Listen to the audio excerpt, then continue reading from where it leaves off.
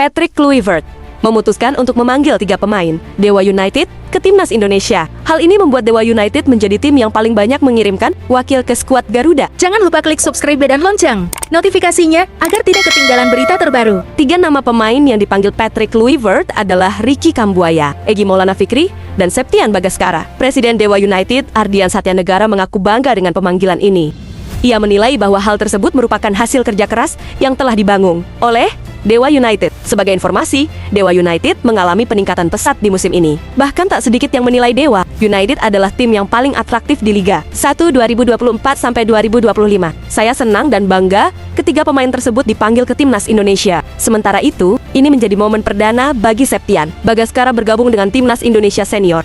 Ardian Satyanegara berharap kehadiran pemain berposisi sebagai striker itu bisa memberikan kontribusi untuk timnas Indonesia. Septian Bagaskara sendiri telah bermain sebanyak 26 kali di Liga 1 2024-2025. Pemain berusia 27 tahun itu kemudian tercatat mengukir 7 gol dan 1 assist. Terakhir kerja bareng Xavi Hernandez di Barcelona. Jordi Cruyff ungkap pembagian kerja dengan Patrick Kluivert. Penasihat teknik PSSI Jordi Cruyff mengungkap pembagian beban kerja dengan pelatih Patrick Kluivert di timnas Indonesia. Terakhir kali Jordi Cruyff bekerja penuh waktu di sepak bola profesional. Ia berada di klub terbesar dunia, putra Johan Cruyff itu, bekerja sebagai direktur olahraga FC Barcelona dalam kurun 2021 hingga ke 2023. Saat itu, ia membersamai pelatih Xavi Hernandez saat Blaugrana menjuarai La Liga musim 2022-23. Jordi bekerja dengan titel penasihat teknik, sesuatu yang masih misterius mengingat sepak bola Indonesia lebih akrab dengan direktur teknik. Pada Selasa 11 Maret tahun 2025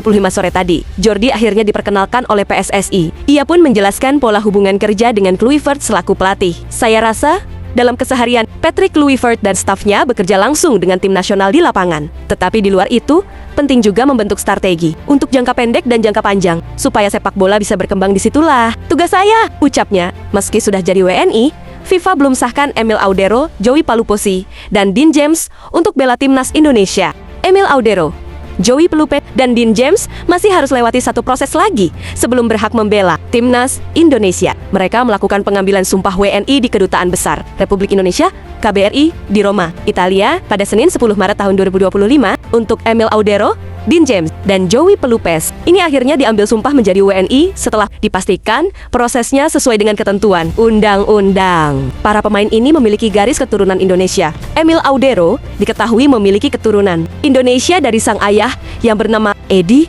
Mulyadi. Sang ayah lahir di Mataram, dan ini sama dengan Emil yang lahir di Provinsi Nusa Tenggara Barat tersebut. Kemudian, untuk Dean James diketahui memiliki darah keturunan dari kakek dan neneknya. Sang kakek bernama Johannes Everhard Adrianus Veldhuis yang lahir di Semarang pada 11 April tahun 1922. Untuk sang nenek yang bernama Irene Johanna Vigesel lahir di Surabaya pada 9 Februari tahun 1932. Sementara itu, untuk Joey Pelupes memiliki darah keturunan dari sang kakek dan neneknya. Sang kakek yang bernama Jacob Pelupes tersebut lahir di Maluku Tengah pada 12 Januari tahun 1925. Sedangkan untuk sang nenek, Efrosina Lemina Manuputi lahir di Helendum pada 25 Mei tahun 1963. Ketiganya harus menjalani proses perpindahan federasi terlebih dahulu. Namun, berdasarkan pantauan bolasport.com di platform resmi FIFA untuk para pemain yang sudah menjalani proses perpindahan federasi, ketiganya belum ada dalam daftar. Bertemu Duta Besar Kerajaan Bahrain, Ketum PSSI Erick Thohir pastikan keamanan laga timnas Indonesia versus Bahrain. Ketua Umum PSSI Erick Thohir bertemu dengan Duta Besar Kerajaan Bahrain, Hari Mr. Ahmed Abdullah Al-Harmasi Al-Hajeri membahas soal timnas Indonesia yang akan menjamu Bahrain di laga lanjutan kualifikasi Piala Dunia 2026 Zona Asia. Timnas Indonesia dijadwalkan akan menjamu Bahrain dalam laga 8 Grup C putaran ketiga kualifikasi Piala Dunia 2026 Zona Asia di Stadion Utama Gelora Bung Karno, Senayan, Jakarta. Selasa 25 Maret tahun 2025, pertandingan antara timnas Indonesia melawan Bahrain ini menjadi laga yang paling dinanti pecinta sepak bola tanah air. Pasalnya, laga leg pertama saat timnas Indonesia bertandang melawan Bahrain diwarnai kontroversi. Dalam laga yang bergulir di Bahrain National Stadium, Rifa, 10 Oktober tahun 2024, itu memang berakhir dengan skor imbang 2-2. Pasalnya, hingga menit ke-90, timnas Indonesia masih unggul 2-1. Akan tetapi, kemenangan itu buyar saat Bahrain berhasil mencetak gol penyama kedudukan pada menit ke-90 tambah 9. Namun, Dalam laga ini, skuad Garuda sebenarnya nyaris meraih kemenangan. Tapi sayangnya, kepemimpinan wasit seperti tidak boleh. Indonesia menang di kandang Bahrain.